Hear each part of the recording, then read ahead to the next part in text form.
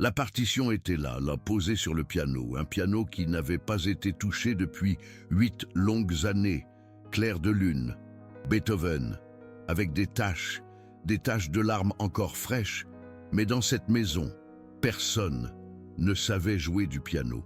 Personne, excepté le grand-père, qui ne se souvenait même plus de son propre nom. Antoine Dubois avait 52 ans et une fortune colossale qu'il avait bâtie en construisant des immeubles dans 40 pays. Le groupe Dubois, un des noms les plus respectés dans le secteur du bâtiment en Amérique latine. Mais ce matin-là, debout devant le bureau en acajou de son bureau, au 32e étage, avec une vue imprenable sur tout Paris, Antoine ne pensait ni au contrat, ni aux appels d'offres. Il pensait à un appel qu'il avait reçu 3 heures plus tôt.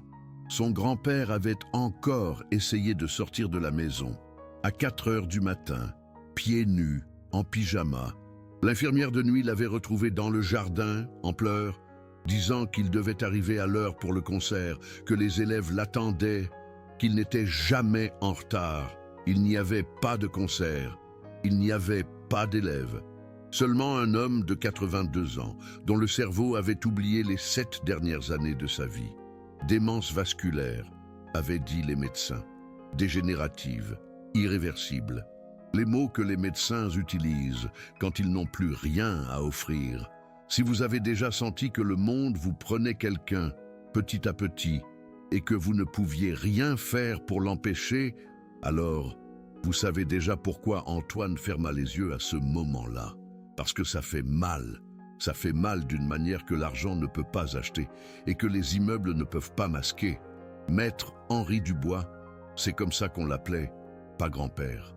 Pas Monsieur Dubois, maître, 50 ans de carrière comme pianiste classique, professeur au Conservatoire national pendant 30 ans, 300 élèves qui étaient passés entre ses mains, des récitals à l'Opéra Garnier, au Théâtre des Champs-Élysées, à la Salle Pleyel à Paris, en 1985, mais ça, c'était avant que les mots ne commencent à s'échapper de sa bouche comme de l'eau entre les doigts, avant qu'il ne cesse de reconnaître sa propre famille, avant que ses mains qui avaient joué pour des présidents et des ambassadeurs, n'oublient comment se mouvoir sur les touches 8 ans, sans jouer une seule note.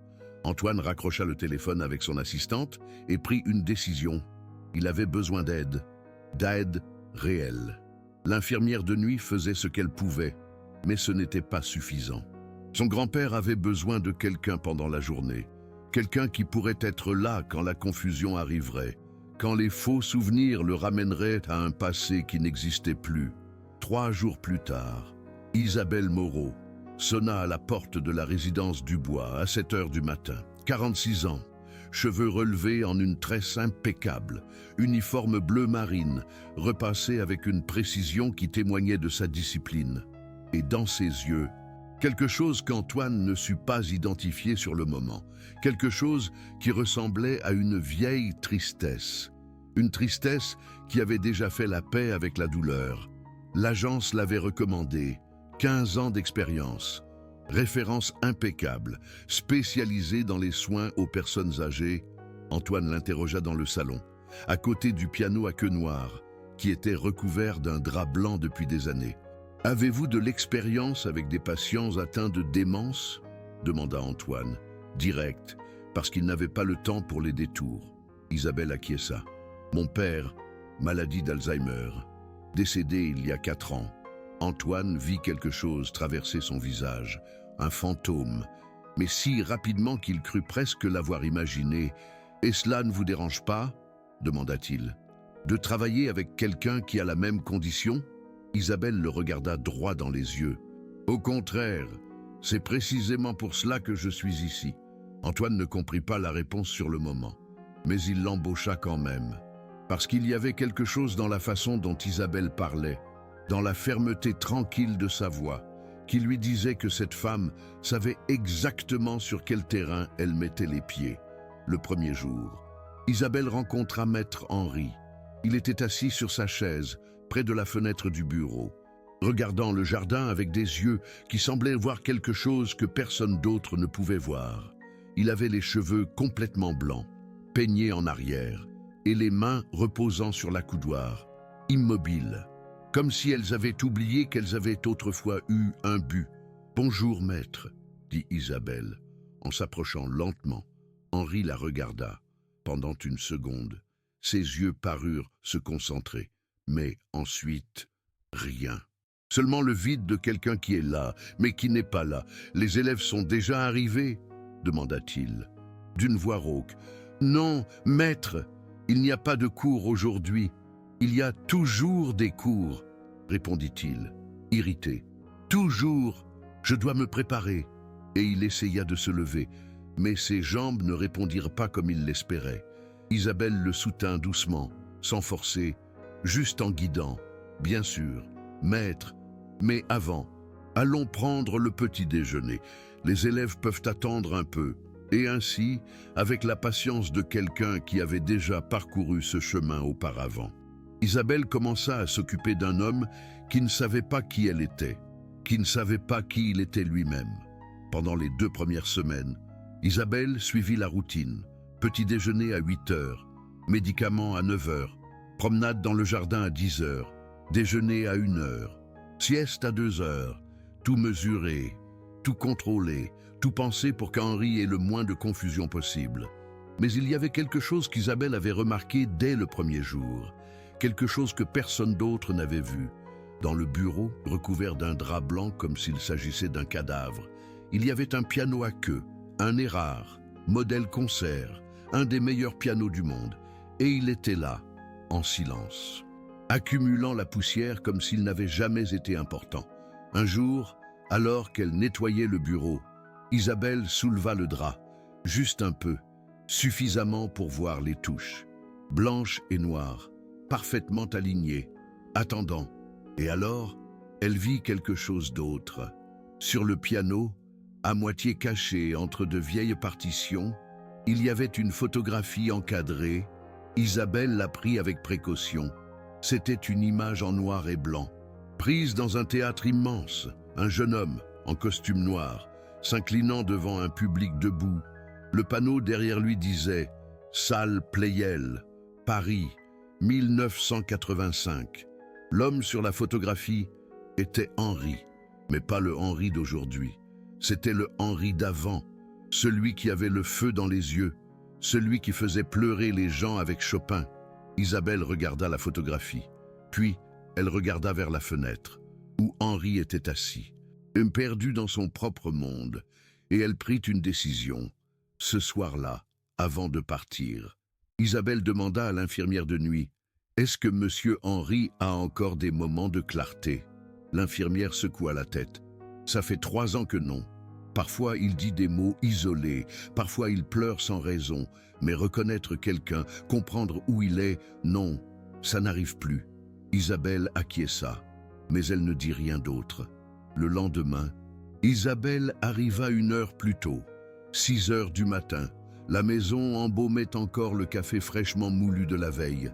Les rideaux étaient tirés.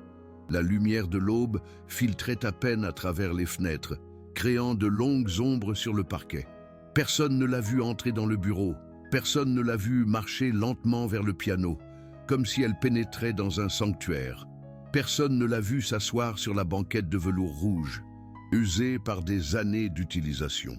Personne ne l'a vue ouvrir le couvercle avec précaution, presque avec révérence, révélant les touches d'ivoire jaunies par le temps. Isabelle posa ses mains sur les touches. Elles étaient froides. Personne ne les avait touchées depuis 8 ans. Elle inspira profondément. Le bureau sentait les vieux livres et le bois verni, le silence, le temps suspendu. Et alors, Isabelle brisa ce silence. Les premiers accords de clair de lune emplirent le bureau, doux, lents, comme de l'eau qui ruisselle sur des pierres. Le son résonnait sur les murs tapissés de livres, créant une atmosphère presque sacrée. Isabelle avait étudié le piano pendant 10 ans quand elle était jeune. De 8 à 18 ans, elle avait rêvé d'être concertiste, mais la vie, comme souvent, en avait décidé autrement. Sa mère tomba malade, l'argent vint à manquer, les cours s'arrêtèrent, et le rêve fut relégué dans un tiroir. avec les partitions qu'elle ne rouvrit jamais. Mais les doigts n'oublient pas complètement. Clair de lune, Beethoven, sonate numéro 14, le morceau que tout étudiant en piano apprend, le morceau qui brise les cœurs, même mal joué. Isabelle joua lentement, avec des erreurs, avec des pauses. Mais elle joua, et alors, elle entendit quelque chose derrière elle, un sanglot. Isabelle cessa immédiatement de jouer. Elle se retourna. Henri était là, debout à l'entrée du bureau, appuyé contre le cadre de la porte, des larmes coulant sur son visage ridé. Il ne disait rien, il pleurait seulement, comme si quelque chose à l'intérieur de lui, quelque chose qui sommeillait depuis des années, venait de se réveiller. Pour un court instant, Isabelle se leva rapidement, effrayée. « Maître, ça va ?» Mais Henri ne répondit pas. Il regardait seulement le piano et pleurait.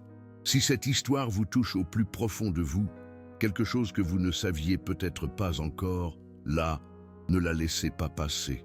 Parfois, nous avons besoin que quelqu'un nous rappelle que les miracles ne sont pas toujours grandioses. Parfois, ce n'est qu'une chanson. Et si vous voulez que nous continuions à raconter des histoires qui vous font sentir que l'humanité existe toujours, vous pouvez nous soutenir avec un Super Thanks. Ce n'est pas obligatoire. Mais si vous le faites, nous saurons que cela compte. Isabelle aida Henri à retourner à son fauteuil. Elle lui apporta de l'eau, lui essuya les larmes avec un mouchoir, mais ne posa aucune question, parce qu'elle savait qu'Henri n'avait pas de réponse. Il n'avait que des émotions que son cerveau ne pouvait plus expliquer. Ce soir-là, Isabelle ouvrit un vieux carnet qu'elle avait dans son sac. Un carnet à couverture bleue qu'elle avait acheté des années auparavant pour noter des recettes. Mais maintenant, elle l'utiliserait pour autre chose. Sur la première page, elle écrivit « Jour 1, clair de lune, a pleuré 4 minutes, n'a pas parlé, mais a ressenti quelque chose. » Et ainsi, tout commença. Isabelle commença à arriver tous les jours 1 heure plus tôt, 6 heures du matin, quand la maison était encore silencieuse. Quand personne d'autre n'était réveillé, elle s'asseyait devant le piano et elle jouait, pas toujours clair de lune. Parfois, elle jouait des nocturnes de Chopin. Parfois, elle jouait des préludes de Bach. Parfois, elle jouait des morceaux qu'elle ne savait même plus se souvenir. Et Henri, d'une certaine manière, apparaissait toujours. Parfois, il restait à l'entrée, écoutant.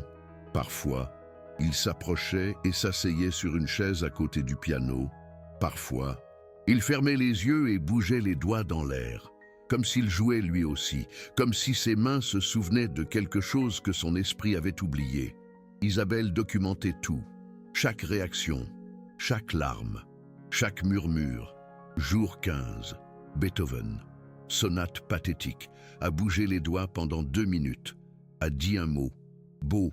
Jour 22, Chopin, nocturne en mi bémol majeur, a fermé les yeux, a souri, premier sourire en 3 semaines.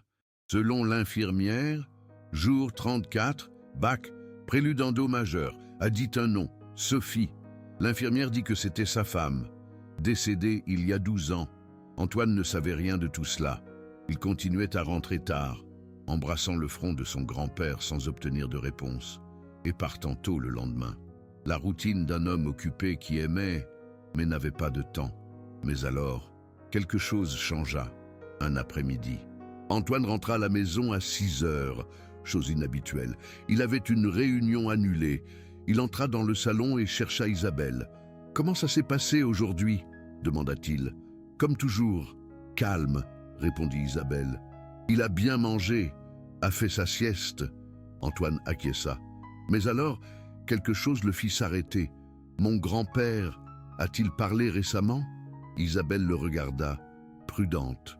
Parfois, il dit des mots isolés. Quel genre de mots? Isabelle hésita.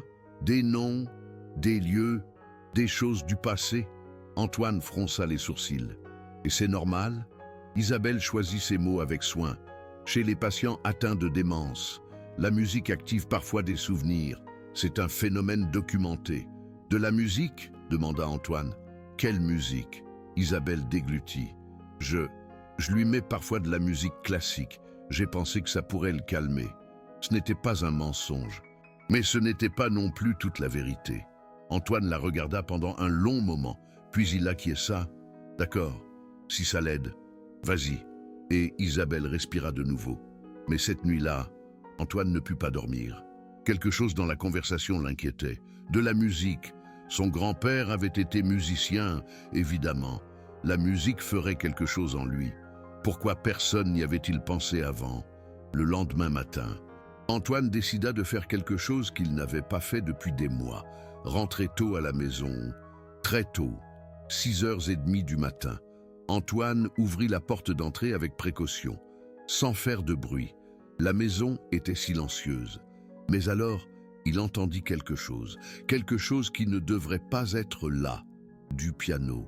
Quelqu'un jouait du piano. Antoine marcha lentement vers le bureau, le cœur battant plus vite qu'il ne le devrait. Parce que dans cette maison, personne ne jouait du piano. Personne. Sauf, la porte du bureau était entr'ouverte. Antoine s'approcha et regarda à l'intérieur. Isabelle était assise devant le piano, jouant. Ses doigts se mouvaient avec une grâce qu'Antoine n'attendait pas. Ce n'était pas parfait, mais c'était réel. C'était de la musique.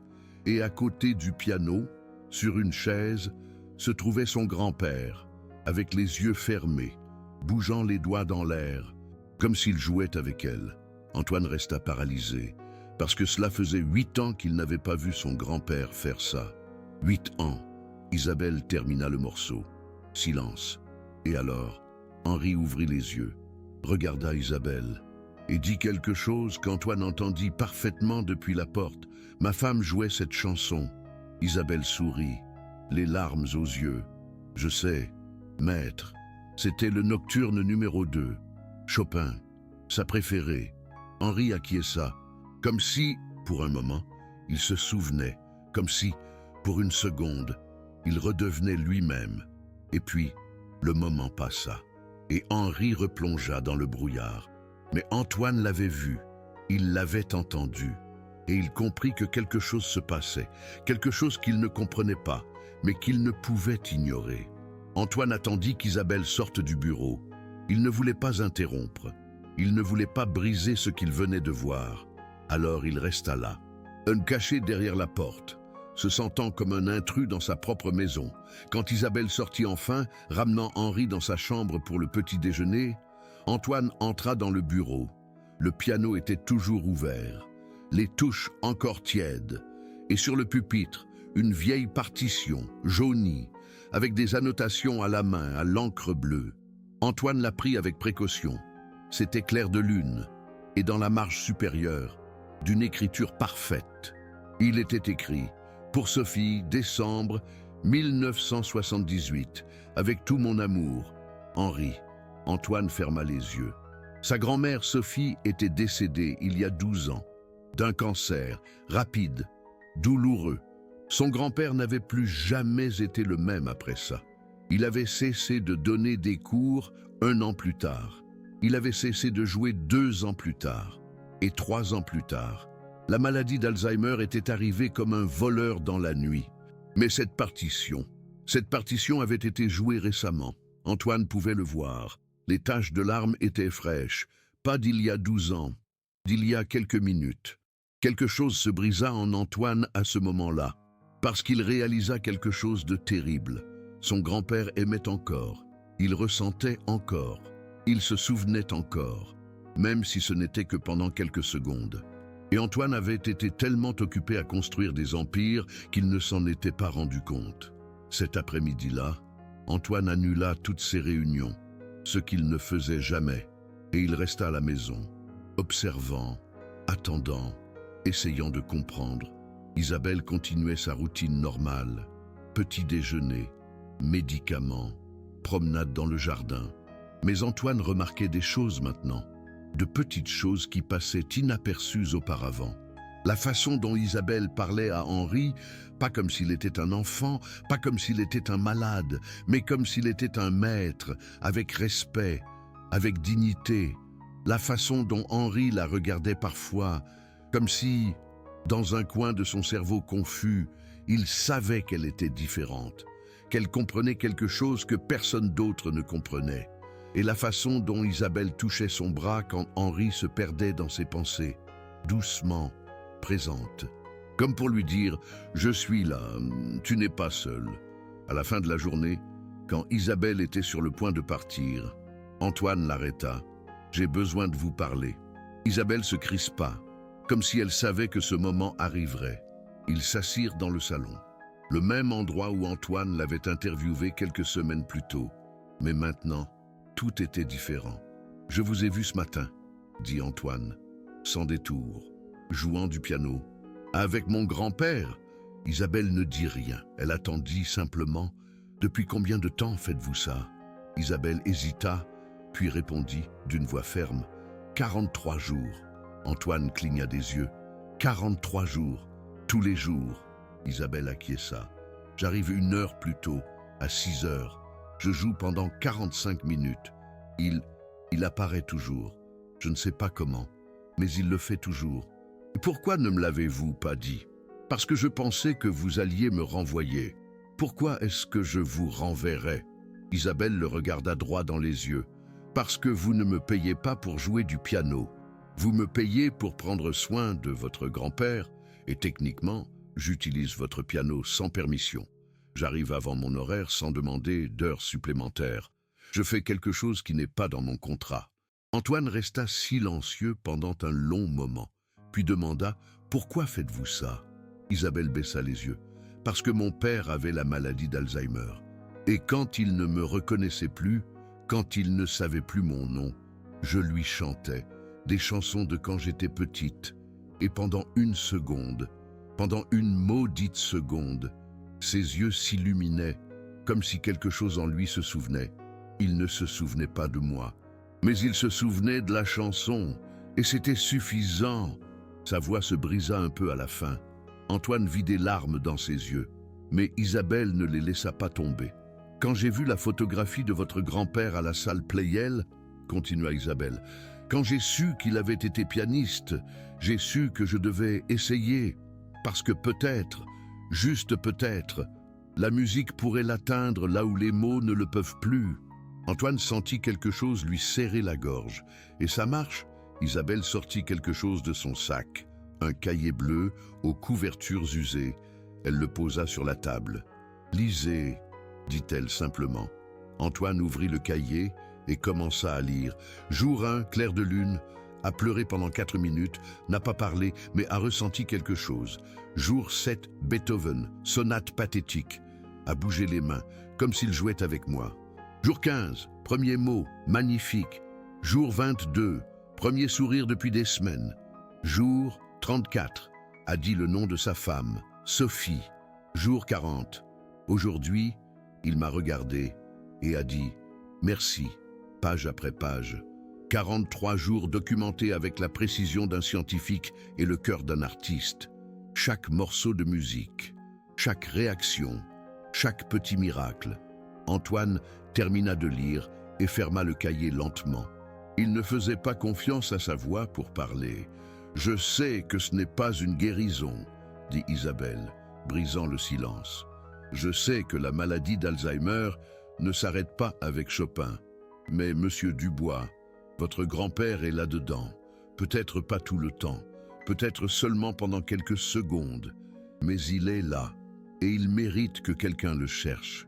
Que feriez-vous si vous découvriez que quelqu'un prend soin de votre proche d'une manière que vous n'aviez jamais imaginé possible? Si vous découvriez qu'une inconnue fait ce que vous, avec tout votre argent et votre pouvoir, n'avez pas su faire? Éprouveriez-vous de la gratitude ou de la honte? Ne mentez pas. La honte fait plus mal que n'importe quel échec. » Antoine prit une inspiration, puis demanda « De quoi avez-vous besoin ?» Isabelle cligna des yeux, confuse. « Pardon? De quoi avez-vous besoin pour continuer à faire ça? Un accordeur de piano? De nouvelles partitions? Un meilleur éclairage dans le bureau? Dites-moi ce dont vous avez besoin et vous l'aurez demain. » Isabelle le regarda comme si elle ne pouvait pas croire ce qu'elle entendait. « Vous n'allez pas me renvoyer ?» Ce n'était pas une question. Mais Antoine répondit de toute façon. « Vous renvoyer serait la chose la plus stupide que j'ai faite de ma vie. » Et j'ai fait beaucoup de stupidités, croyez-moi. Mais celle-ci n'en fera pas partie. Isabelle laissa échapper un soupir qui semblait retenir depuis des semaines. « Il y a autre chose, » dit Antoine. « Je veux être présent. Demain, quand vous jouerez, je veux voir. » Isabelle acquiesça. « D'accord. Mais vous devez rester immobile et silencieux. S'il vous voit, s'il se distrait, le moment se brise. Entendu? Et c'est ainsi qu'Antoine Dubois, PDG d'une entreprise présente dans 40 pays, commença à se réveiller à 5h30 du matin pour écouter son employé jouer du piano pour son grand-père. Le premier matin où Antoine fut présent, il s'assit dans le coin le plus sombre du bureau, presque caché derrière une bibliothèque. Isabelle entra à 6h pile. Comme toujours, elle s'assit devant le piano, inspira profondément et commença à jouer. Aujourd'hui, c'était le nocturne numéro 2 de Chopin, le morceau que Sophie aimait. Et comme Isabelle l'avait dit, Henri apparut. Personne ne l'avait appelé, personne n'était venu le chercher. Mais il était là, marchant lentement depuis sa chambre, se tenant à la rampe, les yeux fixés sur le piano, comme s'il était un phare dans le brouillard. Antoine retint son souffle. Maître Henri s'assit sur la chaise à côté du piano. Il ferma les yeux et commença à bouger les doigts dans l'air, pas au hasard, pas sans signification, mais en suivant la mélodie, touchant les notes qu'Isabelle était en train de jouer, comme si ses mains se souvenaient de quelque chose que son esprit avait oublié. Et alors, Antoine vit quelque chose qui le déchira en deux, une larme coulant sur le visage ridé de son grand-père, lentement, silencieusement. Maître Henri pleurait, pas de tristesse, pas de confusion, mais de quelque chose de plus profond, quelque chose qui n'avait pas de mots, seulement de la musique. Quand Isabelle eut fini de jouer, il y eut un silence. Maître Henri ouvrit les yeux, regarda Isabelle et dit d'une voix claire, « Sophie, ma Sophie. » Il ne parlait pas à Isabelle, il parlait au souvenir, au fantôme de sa femme qui vivait dans ses notes. Isabelle prit la main de Maître Henri avec douceur. « Elle est ici, maître, dans la musique. Elle est toujours ici. » Maître Henri acquiesça et pendant un instant, Antoine vit son grand-père sourire, un sourire petit, brisé, mais réel.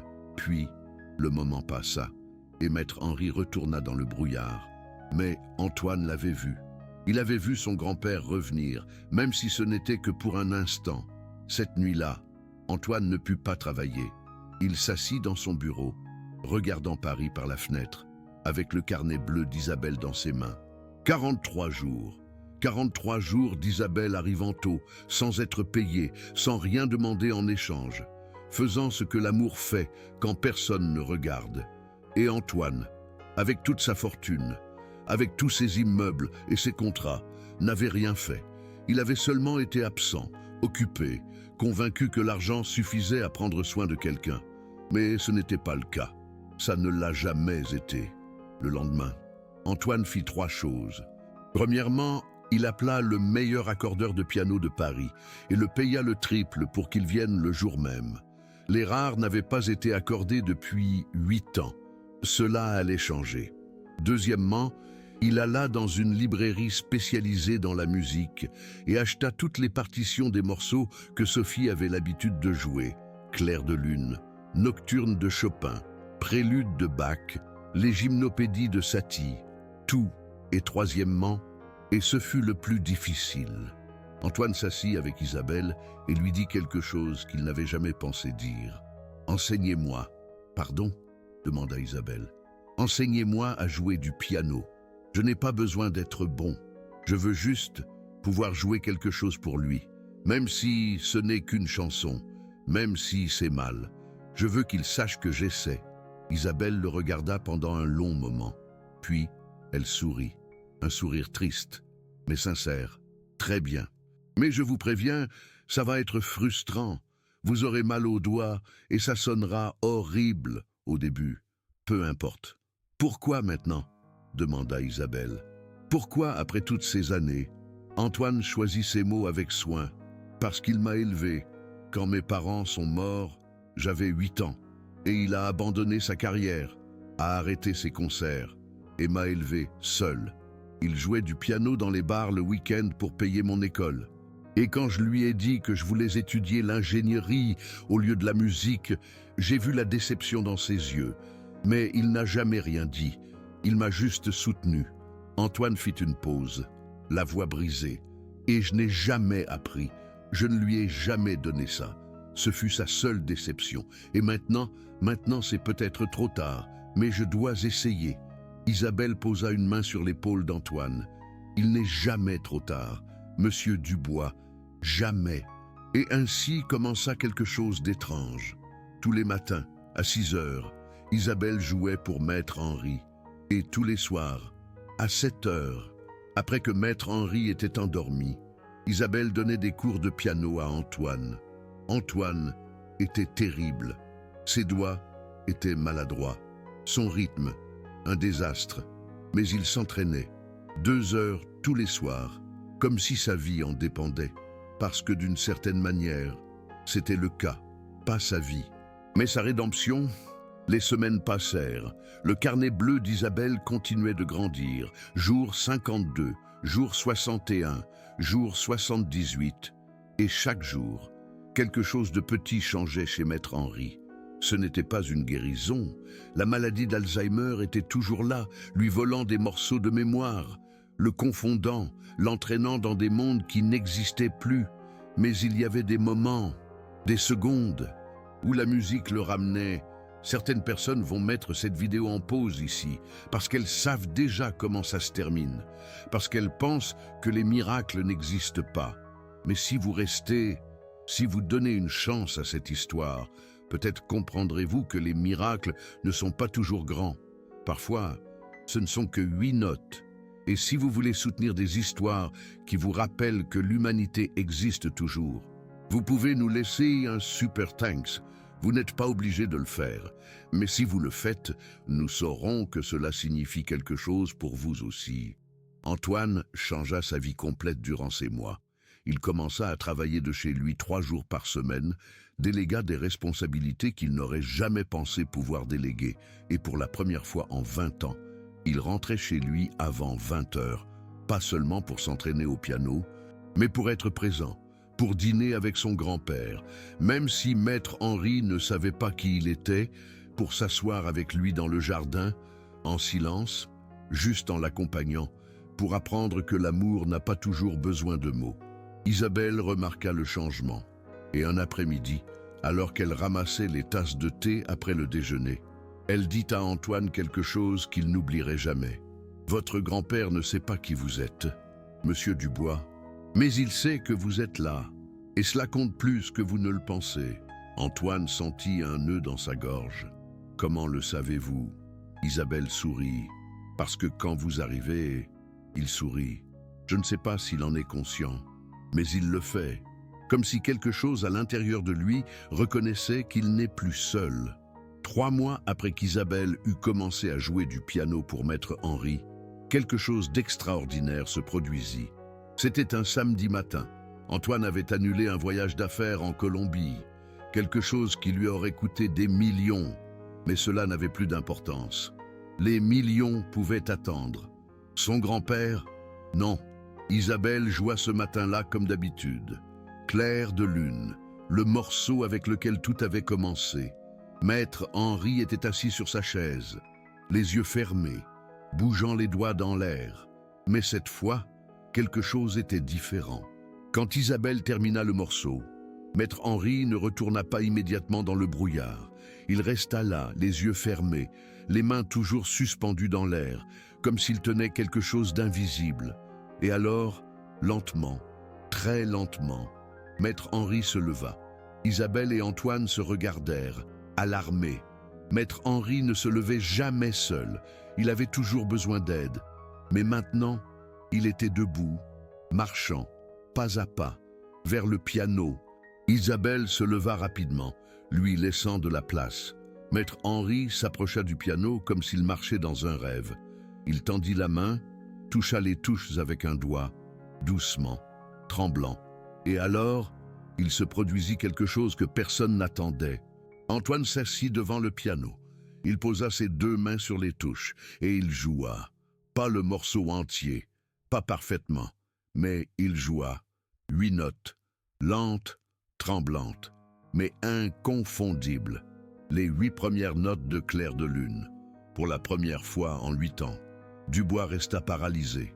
Il ne pouvait plus respirer, il ne pouvait plus bouger, il pouvait seulement regarder, les larmes coulant sur son visage, tandis que son grand-père, l'homme qui avait oublié son propre nom, jouait à nouveau du piano. Isabelle avait une main sur sa bouche, retenant un sanglot. Antoine joua les 8 notes, et puis il s'arrêta. Il regarda ses mains comme s'il ne les reconnaissait pas, comme s'il ne comprenait pas comment elles avaient fait ça. Et alors, d'une voix rauque, il dit quelque chose que Dubois grava dans sa mémoire pour toujours. « Sophie, où est Sophie ?» Antoine ne parlait pas à Isabelle, il ne parlait pas à Dubois, il parlait au passé, au fantôme de son épouse qu'il avait aimée pendant 50 ans. « Elle est là, maître !» dit Isabelle, d'une voix brisée, dans la musique. « Elle a toujours été là !» Antoine acquiesça, comme si cela avait un sens, comme si cela suffisait. Et puis, le moment passa. Antoine replongea dans la confusion.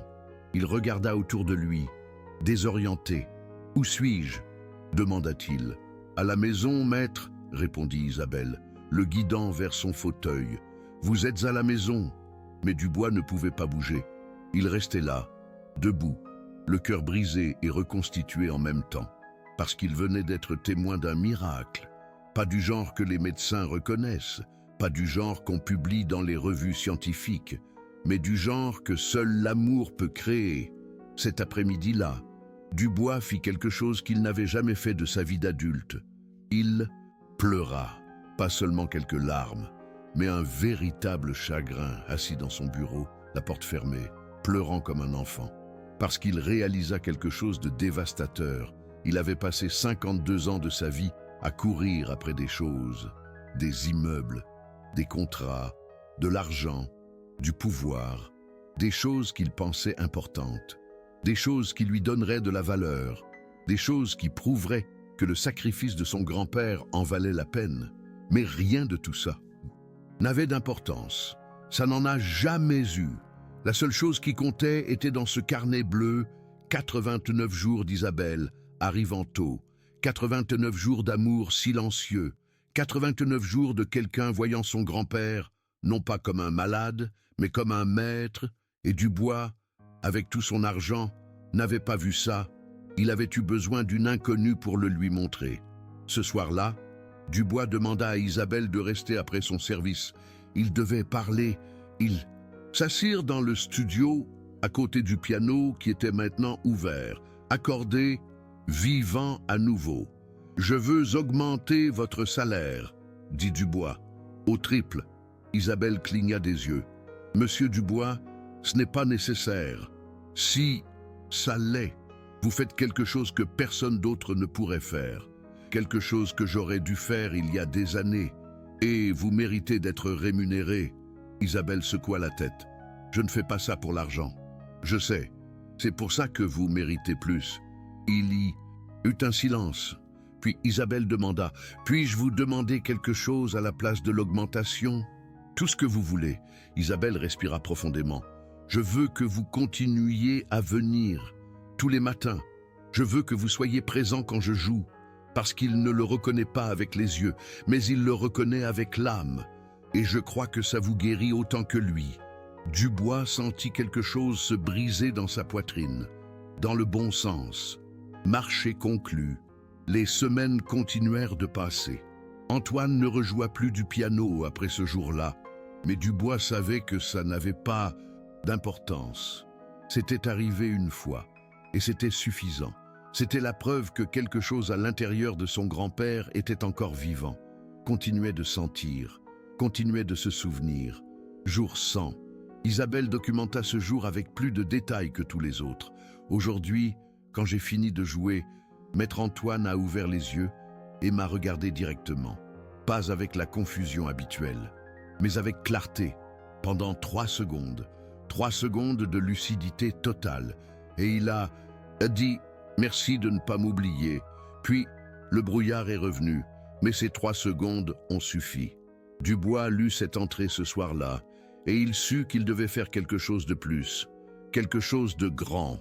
Le jour suivant, Dubois appela un neurologue, un ami à lui, le docteur Lemoine, l'un des meilleurs spécialistes en démence de toute la France. « J'ai besoin que vous veniez chez moi », lui dit Dubois. « Je dois vous montrer quelque chose. » Le docteur Lemoine arriva 2 jours plus tard. Dubois lui expliqua tout, les 89 jours d'Isabelle, les réactions d'Antoine, les 8 notes qu'il avait jouées après 8 ans. Le docteur écouta avec scepticisme professionnel, mais il accepta de rester un matin pour observer. À 6 heures du matin le jour suivant, le docteur Lemoine était assis dans le coin du studio, à côté de Dubois. Isabelle entra, comme toujours. Elle s'assit devant le piano et commença à jouer Chopin, nocturne en mi bémol majeur. Et comme toujours, Antoine apparut, marchant lentement, s'asseyant sur sa chaise, fermant les yeux, bougeant les doigts dans l'air. Le docteur Lemoine observait avec une attention clinique, mais Dubois vit le moment exact où le scepticisme se transforma en étonnement. Ce fut quand Antoine, les yeux toujours fermés, commença à murmurer quelque chose. « Sophie, ma Sophie, je t'aime », des mots clairs, cohérents, pleins d'émotion. Quand la session fut terminée, le docteur Lemoine resta silencieux pendant un long moment. Puis il dit quelque chose que Dubois n'avait jamais espéré entendre de la bouche d'un scientifique. « Cela ne devrait pas être possible. Qu'est-ce que vous voulez dire ?» Le docteur Lemoine enleva ses lunettes et les nettoya lentement, comme s'il avait besoin de temps pour digérer ce qu'il venait de voir. La démence vasculaire détruit les connexions neuronales. C'est irréversible, mais il y a quelque chose de fascinant. La mémoire musicale est stockée dans une partie différente du cerveau, et dans certains cas très rares. Cette partie peut rester intacte même quand tout le reste est détruit. Ce que je viens de voir est un phénomène documenté dans la littérature médicale, mais c'est extrêmement rare et je ne l'avais jamais vu en personne. Le docteur regarda Isabelle, qui était en train de servir du thé à Antoine dans la cuisine. Cette femme ne fait pas que jouer du piano. Elle accède à la seule partie du cerveau de votre grand-père qui fonctionne encore. Elle utilise la musique comme un pont vers des souvenirs qui seraient autrement perdus à jamais. « Et les mots ?» demanda Dubois. « Les phrases complètes. » Le docteur acquiesça. La musique active les émotions, et les émotions peuvent parfois activer le langage. Ce n'est pas permanent, mais pendant ces quelques secondes, votre grand-père est vraiment là, vraiment présent. Dubois sentit des frissons. Y a-t-il un moyen de faire ça avec d'autres patients? Le docteur resta pensif. Il devrait y en avoir. Si ça marche avec votre grand-père, ça pourrait marcher avec d'autres, mais il faudrait un protocole, une documentation, des études. Je financerai tout ça, dit Dubois sans hésiter. Tout ce qu'il faut, des hôpitaux, du matériel, du personnel, peu importe. Et ainsi, dans ce studio, à côté d'un piano silencieux depuis 8 ans, quelque chose est né, quelque chose qui allait changer la vie de centaines de personnes. Mais Antoine avait encore quelque chose à faire, quelque chose de personnel. Si vous n'avez rien ressenti en écoutant ça, si vous n'avez pas eu la chair de poule quand cet homme a joué du piano après 8 ans, alors vous devez vérifier si vous avez encore une âme, parce que ce n'est pas juste une histoire. C'est la preuve que l'amour peut atteindre des endroits où la médecine abandonne. Et si vous pensez que quelqu'un d'autre a besoin d'écouter ça, partagez-le. Parce qu'il y a des millions de familles qui luttent contre la démence. Et elles méritent de savoir qu'il y a encore de l'espoir. Antoine s'est entraîné pendant 6 mois, tous les soirs, 2 heures, parfois 3. Ses doigts ont saigné au début. Ses poignets lui faisaient mal, mais il ne s'est pas arrêté, parce qu'il avait un but, une chanson, une seule chanson qu'il voulait pouvoir jouer pour son grand-père, Clair de Lune. La chanson que Maître Henri avait dédiée à Sophie. La chanson qu'Isabelle avait jouée ce premier jour. La chanson qui avait réveillé quelque chose chez son grand-père que tous croyaient mort. Isabelle a été patiente. plus patiente qu'Antoine ne le méritait. Elle le corrigeait sans juger, elle l'encourageait quand il voulait abandonner. Et lentement, très lentement, Antoine a appris. Ce ne serait pas parfait, mais ce serait réel. Et c'était ça qui importait. Jour 147, c'est le jour qu'Antoine a choisi. Ce matin-là, Antoine a demandé à Isabelle de ne pas jouer, de juste s'asseoir avec Henri, de l'accompagner. Parce qu'aujourd'hui, c'était lui qui jouerait. Antoine s'est assis devant le piano. Ses mains tremblaient. Son cœur battait comme s'il était sur le point de faire la présentation la plus importante de sa vie. Et d'une certaine manière, c'était le cas. Il a respiré profondément. Il a posé ses doigts sur les touches et a commencé à jouer. Clair de lune, ce n'était pas parfait. Il a commis des erreurs, il a sauté des notes, le rythme n'était pas exact, mais il a joué avec tout son cœur, avec toute l'âme qu'il avait oubliée qu'il avait. Et Henri, assis dans son fauteuil, a ouvert les yeux, pas avec confusion, pas avec peur, mais avec quelque chose qui ressemblait à de la reconnaissance. Antoine a continué à jouer, avec des larmes coulant sur les touches, parce que ce n'était pas juste de la musique, c'était des excuses, c'était un merci, c'était tout ce qu'il n'avait jamais su dire avec des mots. Quand il a fini, il y a eu un silence. Et alors Henri a parlé, d'une voix claire, plus claire qu'elle ne l'avait été depuis des années. « Tu joues bien, mon fils. » Antoine s'est figé. « Mon fils. » Son grand-père l'avait appelé mon fils. Il ne savait pas si Henri le reconnaissait vraiment. Il ne savait pas si c'était un moment de lucidité ou juste un mot au hasard. Mais peu importe. Parce qu'à ce moment-là, Antoine a ressenti quelque chose qu'il n'avait pas ressenti depuis qu'il avait 8 ans et que ses parents étaient morts. Il a senti qu'il avait un foyer. Isabelle pleurait en silence dans son fauteuil, parce qu'elle savait exactement ce que ce moment signifiait. Pas seulement pour Henri, mais pour Antoine, pour l'enfant qui avait grandi trop vite, pour l'homme qui avait oublié comment être humain. Antoine s'est levé du piano, s'est agenouillé devant son grand-père, a pris ses mains ridées entre les siennes. « Merci, grand-père, pour tout, pour m'avoir élevé, pour m'avoir aimé, pour m'avoir appris que la valeur n'est pas dans ce que tu construis, mais dans ceux que tu aimes. » Henri n'a pas répondu. Peut-être n'a-t-il pas compris les mots. Mais il a serré les mains d'Antoine avec une force qu'il ne devrait pas avoir. Et dans ce silence, dans cette poignée de main, Antoine a reçu le pardon qu'il ne savait pas qu'il avait besoin. Le pardon pour les années d'absence, pour les anniversaires manqués, pour les conversations qu'ils n'ont jamais eues, pour le piano qu'il n'a jamais appris quand son grand-père pouvait encore lui enseigner. Tout pardonné, en 8 notes mal jouées. Dans un fils qui est finalement rentré à la maison, les mois suivants ont été différents. Antoine a réduit sa charge de travail de 50%. Il a nommé un co-PDG, quelque chose que les actionnaires n'ont pas compris, quelque chose que la presse économique a critiqué. Mais à Antoine, peu importait ce que les autres pensaient, parce qu'il avait découvert quelque chose qu'aucun immeuble ne pouvait lui donner. Un but, tous les matins, à 6 heures. Antoine était dans le studio. Parfois Isabelle jouait, parfois Antoine jouait, parfois ils jouaient ensemble, dans un duo imparfait mais magnifique. Et Henri apparaissait toujours, comme si la musique était un aimant qui ramenait son âme à la réalité, même si ce n'était que pour quelques minutes. Isabelle continuait à tout documenter dans son cahier bleu, mais maintenant elle avait de l'aide. Antoine avait engagé une équipe de recherche, des neurologues, des musicothérapeutes, des psychologues spécialisés dans la démence, et ensemble, ils ont créé quelque chose que personne n'avait fait auparavant. Un protocole de musicothérapie spécifiquement conçu pour les patients atteints de démence, basé sur le cahier d'Isabelle, sur ses 89 jours d'observation, sur les réactions d'Henri, sur la science derrière le phénomène que le docteur Ramirez avait constaté.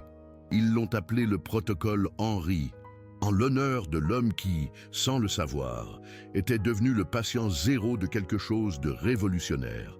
Antoine a investi 10 millions d'euros de son propre argent dans le projet, a acheté des instruments, a embauché du personnel, a loué un espace dans un hôpital et a commencé à offrir de la musicothérapie gratuite à 200 patients atteints de démence par an. Isabelle a été nommée directrice de la musicothérapie. Son salaire a été multiplié par 5.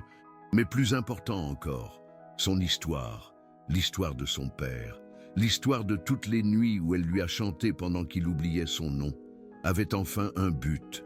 Ça n'avait pas été en vain. Rien de tout ça n'avait été en vain. La première patiente qu'ils ont traitée après Henri était une femme de 74 ans appelée Béatrice, maladie d'Alzheimer avancée. Elle ne reconnaissait plus sa famille depuis 2 ans. Isabelle a joué pour elle pendant 3 mois. Et un jour, pendant que résonnait la vie en rose, Béatrice a ouvert les yeux et a dit le nom de sa fille. Pour la première fois en 2 ans, sa fille a tellement pleuré qu'ils ont dû arrêter la séance. Mais c'était des larmes de gratitude, d'espoir, de quelque chose qu'elle croyait perdu à jamais. Et ainsi, un par un, patient par patient, le protocole Henri a commencé à changer des vies. Ce n'était pas une guérison, ce ne serait jamais une guérison. La démence restait la démence, dégénérative, irréversible, dévastatrice. Mais maintenant, les familles avaient quelque chose de plus que de la douleur. Elles avaient des moments, des secondes de lucidité, des mots qu'elles croyaient ne plus jamais entendre, des sourires qu'elles pensaient avoir vus pour la dernière fois. Et pour quelqu'un qui voit un être cher disparaître lentement, ces secondes sont tout. Cette histoire ne devrait pas exister. Elle ne devrait pas être nécessaire, parce que nous devrions investir davantage dans la recherche sur la démence. Nous devrions mieux traiter nos aînés. Nous devrions davantage valoriser les personnes qui s'occupent d'eux. Mais tant que cela ne se produira pas, des histoires comme celle-ci sont un rappel que l'espoir existe encore. Et si vous souhaitez soutenir ce type de contenu, un contenu qui non seulement divertit, mais qui inspire, vous pouvez nous laisser un super thanks. Chaque contribution nous aide à continuer à raconter les histoires que d'autres ignorent. 2 ans après qu'Isabelle ait commencé à jouer du piano pour Maître Henri, le cahier bleu comptait 743 entrées, 743 jours de musique, d'amour, de ne jamais abandonner. Maître Henri était toujours vivant, mais la démence avait progressé. Il ne se levait plus seul, il ne marchait plus, il passait la majeure partie de la journée à dormir. Mais quand Isabelle jouait, il ouvrait encore les yeux, il bougeait encore les doigts, et parfois, de temps en temps, il murmurait un nom. Sophie. Un matin d'octobre, Isabelle arriva au studio comme toujours, à 6 heures précises. Antoine était déjà là, assis sur sa chaise habituelle, mais son visage était différent, plus fatigué, plus triste. « Il empire », dit Antoine, sans préambule. Isabelle acquiesça, elle le savait, tout le monde le savait. Combien de temps lui donnent les médecins? Antoine déglutit. Des semaines, peut-être un mois. Le silence emplit la pièce, le genre de silence qui fait mal. « Voulez-vous que je continue à jouer ?» demanda Isabelle d'une voix douce. Antoine la regarda avec des yeux remplis de larmes. « S'il vous plaît. » Et ainsi, Isabelle joua, tous les jours. Même quand Maître Henri n'ouvrait plus les yeux, même quand il ne bougeait plus les doigts, même quand les médecins dirent qu'ils n'entendaient probablement plus rien, parce qu'Isabelle savait quelque chose que les médecins ne savaient pas. Elle savait que la musique n'entre pas seulement par les oreilles, elle entre par l'âme. Maître Henri mourut un jeudi matin, à 7h20, en octobre. Le ciel était gris dehors, comme si le monde savait que quelque chose d'important touchait à sa fin. Isabelle jouait « Clair de lune » sur le piano du studio, les mêmes notes qu'elle avait jouées 762 jours auparavant. La boucle était bouclée. Antoine tenait la main de son grand-père. Il sentit le moment exact où le pouls s'arrêta, où la respiration s'en alla, où Maître Henri cessa d'être là. Mais Isabelle continua à jouer. Elle termina le morceau, toutes les notes, jusqu'à la dernière, parce que Maître Henri méritait ça. Il méritait de partir avec de la musique. Quand le dernier accord se dissipa dans l'air, il y eut un silence. Le genre de silence qui est définitif, Le genre de silence qui dit que quelque chose de beau vient de se terminer. Antoine pleura en silence, avec la main de son grand-père toujours entre les siennes, et pour la première fois de sa vie, il n'eut pas l'impression d'être arrivé trop tard. Il n'eut pas l'impression d'avoir échoué, parce que cette fois, il avait été présent. Isabelle ferma le cahier bleu. Sur la dernière page, elle écrivit « Jour 762. Aujourd'hui, j'ai joué clair de lune. » Et pour la dernière fois, il n'a pas ouvert les yeux, mais il a souri. Je suis sûr qu'il a souri. Et je sais que Sophie l'attendait de l'autre côté. Avec de la musique, reposez-vous. Maître, votre symphonie est complète. L'enterrement fut petit, intime. Seulement la famille proche et quelques anciens élèves du Conservatoire national. Mais à la fin, une femme âgée s'approcha d'Antoine. Elle devait avoir environ 80 ans. Cheveux blancs, yeux aimables. « Vous êtes le petit-fils, dit-elle. Celui qu'il a élevé. » Antoine acquiesça sans faire confiance à sa voix. « J'ai été l'élève de votre grand-père. Il y a 40 ans, il a changé ma vie. Il m'a appris que la musique n'est pas seulement de la technique, c'est de l'âme. Et je veux que vous sachiez quelque chose. » La femme fit une pause, les larmes aux yeux. « Votre grand-père parlait toujours de vous. Toujours. Il disait que vous étiez sa fierté, que peu importait que vous n'ayez pas choisi la musique, parce que vous aviez choisi de construire des choses, de construire un avenir, et ça, c'est aussi de l'art. » Antoine sentit quelque chose se briser à l'intérieur de lui, dans le bon sens. « Merci, réussit-il à dire. » La femme lui serra la main. « Non, merci à vous, de vous être occupé de lui à la fin, de ne pas l'avoir laissé seul. » Mais Antoine connaissait la vérité. Il ne s'était pas occupé de son grand-père. Pas vraiment. Isabelle l'avait fait. Isabelle, avec son cahier bleu et ses matinées silencieuses, et son amour qui ne demandait rien en échange. Après l'enterrement, Antoine et Isabelle s'assirent dans le studio. Le piano était toujours ouvert, les partitions étaient toujours là. Mais maintenant, il y avait un silence différent. Le silence de quelque chose qui s'est terminé. « Qu'allez-vous faire maintenant ?» demanda Antoine. Isabelle regarda le cahier bleu dans ses mains. « Continuez. Il y a 200 patients qui attendent. 200 familles qui ont besoin de ce que nous avons eu ici. » Antoine acquiesça. Puis il demanda quelque chose qu'il voulait demander depuis des mois. « Pourquoi avez-vous fait ça? Pas seulement avec mon grand-père. Pourquoi avez-vous décidé de consacrer votre vie à ça ?» Isabelle ferma les yeux un instant. Quand elle répondit, sa voix était douce mais ferme. « Parce que mon père est mort seul dans un hôpital, confus, effrayé, sans se souvenir de qui il était, et je n'étais pas là. J'étais au travail, à gagner de l'argent pour payer les factures de l'hôpital. Et quand je suis arrivé, il était déjà trop tard. Alors, j'ai juré que je ne laisserais jamais ça arriver à quelqu'un d'autre. Que si je pouvais, je serais présente. Je serais là, avec de la musique, avec de l'amour, avec ce qu'il faudrait. » Antoine sentit des larmes couler sur son visage. « Je suis vraiment désolé. » Isabelle secoua la tête. « Ne le soyez pas. Votre grand-père m'a donné l'occasion de tenir cette promesse. Et vous m'avez donné les ressources pour le faire à grande échelle. Alors, merci. » « Non, » dit Antoine d'une voix brisée. « Merci à vous de m'avoir appris que le succès ne se mesure pas en bâtiments. Il se mesure en moments. Dans les 8 notes que mon grand-père a jouées après 8 ans. Dans les 3 secondes de lucidité qui ont donné de l'espoir à une famille. Dans les 762 matinées où vous avez choisi d'être présente. 3 ans après la mort de Maître Henri, la Fondation Maître Henri Dubois avait 5 sièges à Paris. Elle employait 50 musicothérapeutes. Elle soignait 500 patients atteints de démence par an, gratuitement. Isabelle était toujours la directrice, mais elle était aussi co-auteure de 3 études scientifiques publiées dans des revues internationales. Le protocole Dubois avait été adopté par des hôpitaux dans 15 pays. Et Antoine, eh bien, Antoine continuait à jouer du piano. Il n'est jamais devenu bon, mais ça n'avait pas d'importance. Parce qu'une fois par mois, il allait au studio de la Fondation. Il s'asseyait devant le piano et il jouait Clair de lune pour les patients qui étaient là. Imparfait, avec des erreurs, mais avec toute son âme. Et de temps en temps, quelqu'un bougeait les doigts dans l'air, quelqu'un murmurait un nom, quelqu'un souriait.